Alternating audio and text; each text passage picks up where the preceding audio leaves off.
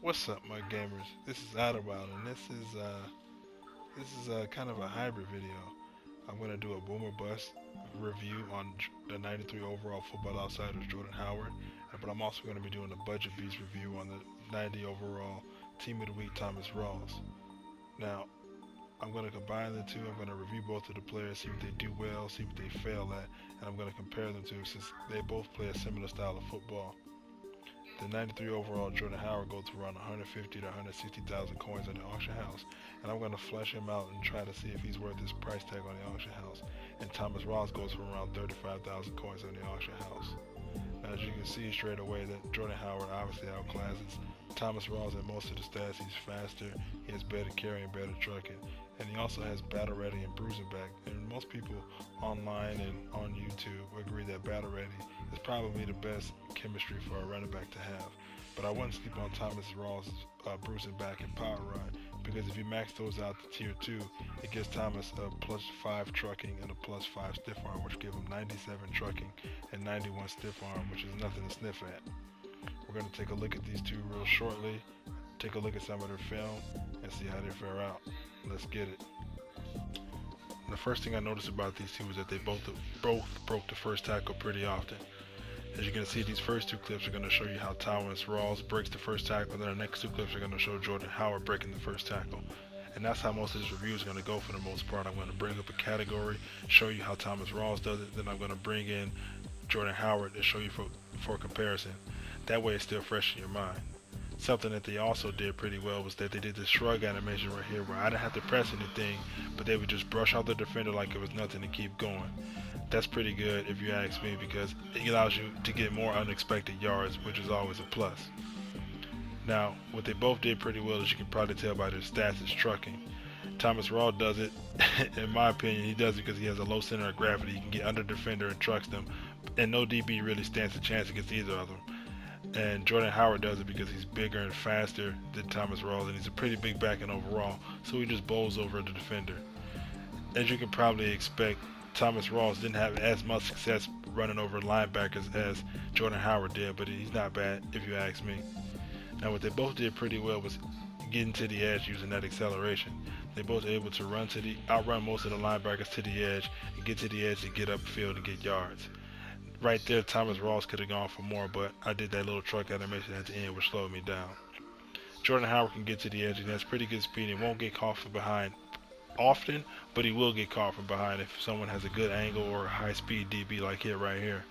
Here he has pretty much open field, but that DB comes from across the field with a good pursuit angle and he has high speed and he takes Jordan down. Now, what they both did pretty well was catch the ball in the open field, which is what I recommend most people to do if they have a running back. And you don't want them catching in traffic unless they're Jamal Charles or something like that. Give them with a little check down or an out route or something like that. It's a very low risk, medium reward if you ask me. They're not going to drop the ball, but they're not going to make a crazy catch down the field in traffic either. Now, what Thomas Rawls did better, in my opinion, was hold on to the ball. Over the course of 2 seasons, Thomas Rawls didn't fumble at all, and as you can see here, he takes some pretty brutal hit sticks. Now, that's better than Jordan Howard, in my opinion. As you're going to see, Jordan Howard fumbled a lot from me. Over 2 seasons, he fumbled 10 times, which to me is ridiculous. That's 10 turnovers. Well, that one right there he got back, but it was about 8 turnovers that didn't need to happen if he just held on to the ball. I mean, it was pretty sad. Now, there's this thing I call monster runs, where the running back just keeps going and keeps on trucking no matter what the defender does, and I love those. Thomas Rawls, over the course of 2 seasons, had about 5 of these monster runs. You can see here, there's nothing the opponent can do. No matter how many people come in, he won't just go down. But Jordan Howard had about 10 of them. He had about twice as many of those monster runs where no matter what the opponent did, it probably was screaming at his controller, he couldn't stop him. And that's twice as many as Thomas Rawls. So it's kind of a balance thing. Thomas Rawls holds on to the ball and doesn't fumble as much, but he also doesn't break those big runs. And Jordan Howard does the opposite. He more frequently will he break those big runs, but he's also going to fumble. So finishing up, when it comes to Jordan Howard and seeing whether he's worth his price tag of 150 to 160,000 coins in the auction house, there's 2 big things you got to take into consideration. One, which is the things that he offers as a running back, And two, what other running backs on the auction house can you get for 150 to 160,000 coins, and how they compare to Jordan Howard. So as far as the first thing, he offers I would say he offers a lot as a running back. He can catch out of the backfield.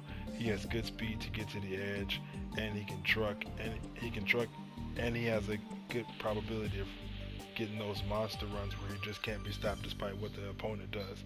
But he has a bit of a fumbling issue, and that hasn't just been documented by me.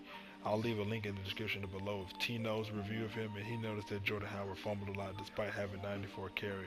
And other guys on Mudhead and the Madden Ultimate Team subreddit noticed that he had a fumbling problem too. So it's not just me.